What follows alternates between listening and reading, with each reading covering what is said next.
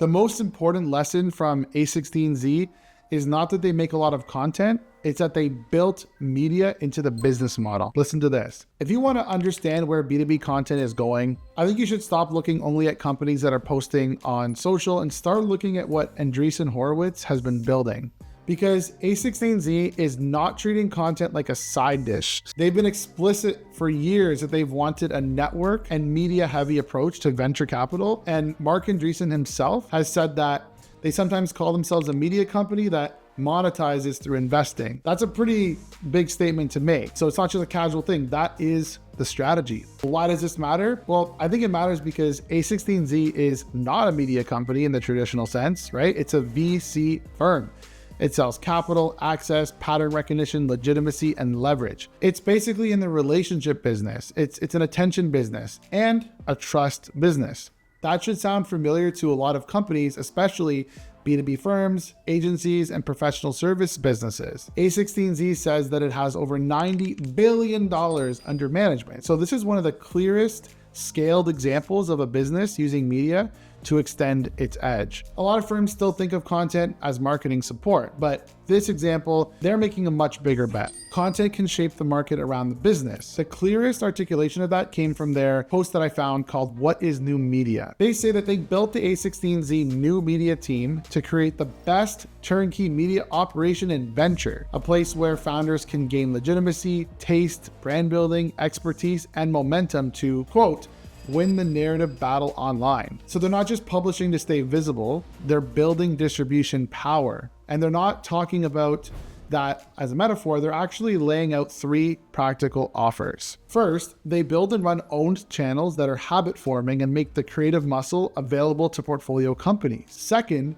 they offer what they literally call win the internet for a day support. That's videos, podcasts, essays, tweets, and launch help to give founders a high impact moment when it matters most. And third, they're building a high signal talent ecosystem through events, group chats, and trusted environments so that their network becomes the obvious place for the top people to plug in. That's owned media, it's network effects, it's trust building, it's distribution, it's talent attraction. So it's not just content marketing, right? In other words, content is not the finish line for them. It's actually the front door to a bigger machine. And this is where the lesson becomes really useful for the kinds of businesses that I tend to work with. The real takeaway is not, go launch a podcast because a16z has one. I think the takeaway is that when expertise is part of your product, media becomes part of the delivery of that product. That's why their older content matters too. If you look back all the way to 2011, Marc Andreessen published a post called Why Software is Eating the World. It wasn't just a popular essay though, it actually became this defining phrase, a thesis that the market started repeating and using over time. It actually helped shape how people understood their category. So that's what strong content can do at the highest level, right? It doesn't just explain what you do, but it gives the market language if you're really successful at it. And a16z has kept building from there. So now their site explicitly describes this a16z podcast network, which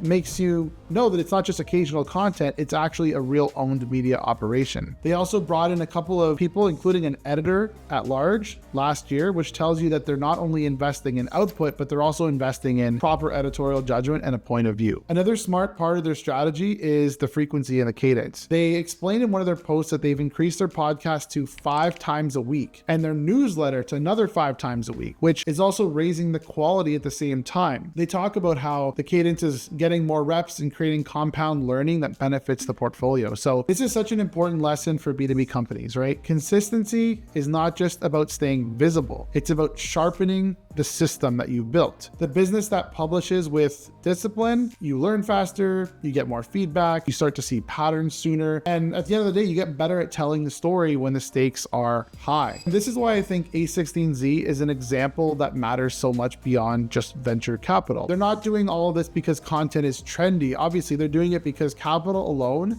might not be enough of a differentiator anymore, even though they are one of the biggest. When the core thing you sell gets easier to compare or easier to commoditize, the scarce assets become things we've talked about all the time: attention, trust, controlling your narrative, right? and how it's distributed. But it also talks about things like access to the right people. And I think for most companies, the translation of what all of this means is that you don't need an a16z scale media infrastructure. And I don't recommend that, every business goes out there to try to copy the size of it. If you do it well, content helps you to clarify your point of view, shape the category conversation, build repeatable trust at scale, attract better fit clients and team members, and create distribution that you own. I think that overall that helps make your business easier to discover, remember, and refer to other people. Thanks for watching. And by the way, my name is Daniel Francavilla, and I help B2B companies turn their expertise into clear content systems that build trust and demand. That's the whole clarity content thesis in one sentence. A16z is just a very, very large case proof point of what happens when a business stops treating content like a leftover task that they like to,